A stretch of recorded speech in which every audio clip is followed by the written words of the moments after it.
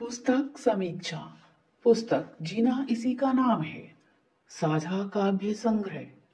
रचनाकार ऋतु शर्मा पाठक और प्रवेश शर्मा पाठक।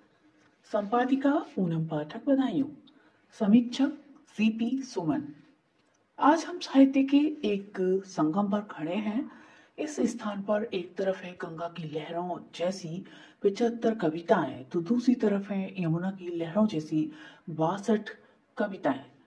और यहाँ गुप्त रूप से संगम कर रही हैं सरस्वती की लहरों समान पूनम पाठक बदायूं जी का कुशल संपादन। इन्होंने अपनी दो बहनों ऋतु शर्मा पाठक और प्रवेश शर्मा पाठक की कविताओं को समाहित किया एक काव्य संग्रह में, जिसका नाम है जीना इसी का नाम है। आइए पहले ऋतु शर्मा की कविताओं से परिचित कराते हैं आपको।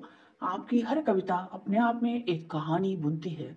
अपनी कविताओं से आपने सभी को प्रभावित किया है और कविताओं की तरफ सबको आकर्षित किया है। कई सपने बुनती हैं कविताएं, एक आईना दिखाती हैं और मानव की मनुष्यता को झकझोरती हैं।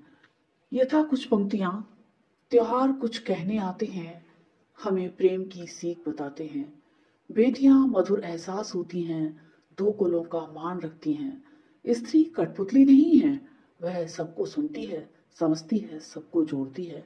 बड़ों के लिए उपदेश होते हैं, रेड लाइट की तरह हमारी रक्षा करते हैं। बड़ों के लिए उपदेश होते हैं, रेड लाइट की तरह हमारी रक्षा करते हैं। ऋतु शर्मा पाठक अपनी कविताओं के माध्यम से जीवन के इंद्रधनुषी रंगों की छटा को अपनी अनुभूतियों में व्यक्त करती हैं। ऋतु शर्मा पाठक की कविताओं में शब्दों और भावों की सुंदर जोड़ी है। ज्ञान के सरोवर हैं, तीज और त्योहार के रंग हैं, परोपकार के संदेश हैं, सत्य की धूप है, सकारात्मकता है, उत्साह की छाया है, भक्ति में शक्ति है, आशा और संयम है। आइए कुछ पंक्तियों में इस सत्य का दर्शन करें। सकारात्मकता पथ प्रदर्शक है हमारी, सफलताओं की कुंजी है, मजबूती देती है, आगे बढ़ने की प्रेरणा देती है। जीवन में आते हैं कई उतार चढ़ाव, खुशियां ऊंचाइयों पर पहुंचा देती हैं, पर अनपेक्षित दुख चोट है पहुंचाता।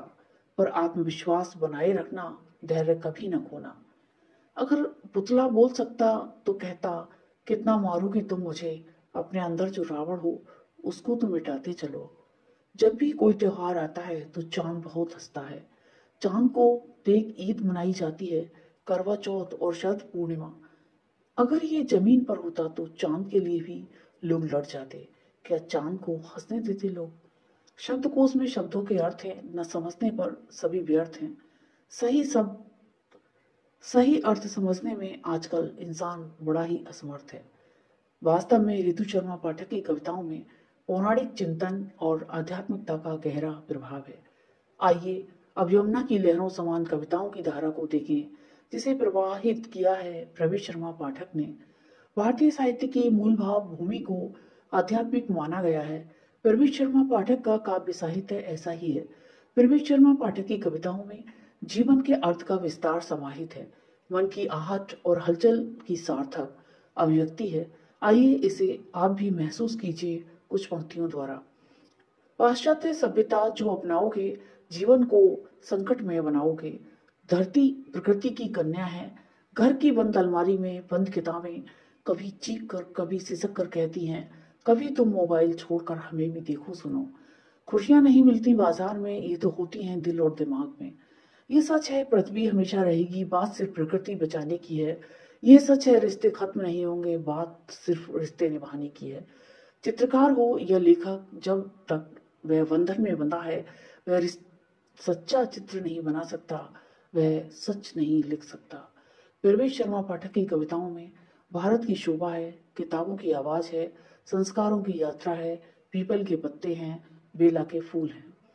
प्रवेश शर्मा पाठक की कविताएं कागज की नाव पर समुद्र पार करने की जद्दोजहद है। प्रकृति के प्रति कवित्री का सच्चा अनुराग भरा है। प्रवेश शर्मा पाठक की कविताओं में यथा कुछ पंक्तियां, संस्कार भी करते हैं यात्रा पीढ़ी दर पीढ़ी, व्यक्ति से व्यक्ति तक। मेरी कलम है, सरस्वती माँ को मेरा नमन है। अंत में हम सादर नमन करते हैं इन दोनों कवित्रियों को और उनकी लेखनी को। साथ ही इस संग्रह की संपादक पूनम पाठक बदायूं का हम हार्दिक आभार व्यक्त करते हैं, जिन्होंने अनमोल उपहार के रूप में हमें ये पुस्तक प्रदान किया। और आपके प्रति हमारी दुआएं आपके ही पुस्तक में समाहित इन पंक्तियों द्वारा दुआएं लगती जरूर हैं। अगर दिल से दी जाएं, दवा से बड़ी होती है दुआ। क्यों ना दुआओं को कमाया जाए, क्यों ना दुआओं को कमाया जाए। आप तीनों पूनम पाठक बदायूं, ऋतु शर्मा पाठक और प्रवेश शर्मा पाठक को हमारी दुआएं हैं दिल से। आपकी कविताओं की यात्रा निरंतर गतिमान रहे।